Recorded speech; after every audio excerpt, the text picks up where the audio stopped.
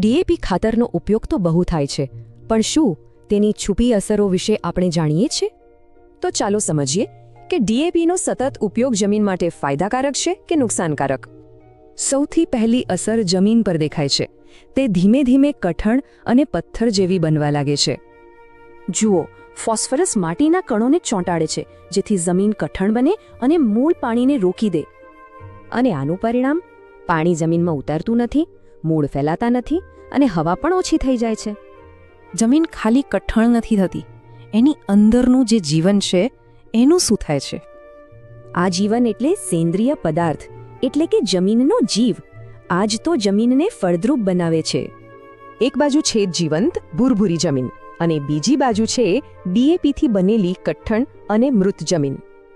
આપણા મિત્ર જેવા બેક્ટેરિયા જે છોડને પોષણ આપે છે તે નાશ પામે છે, કુદરતી તાકાત ઘટી જાય છે.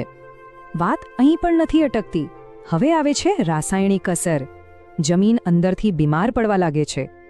ડીએપીથી જમીનનું પીએચ બગડે છે અને ક્ષાર વધે છે. આનાથી પાકના મૂળને નુકસાન થાય છે. એટલે જ તો ખેડૂતો કહે છે કે વરસાદ પછી જમીન ચીકણી થઈ જાય છે, તેની કુદરતી રચના તૂટી જાય છે. અને આ એક એવું ચક્કર છે જેમાં જમીનનું સ્વાસ્થ્ય બગડતું જ જાય છે અને ઉત્પાદન ઘટતું જાય છે.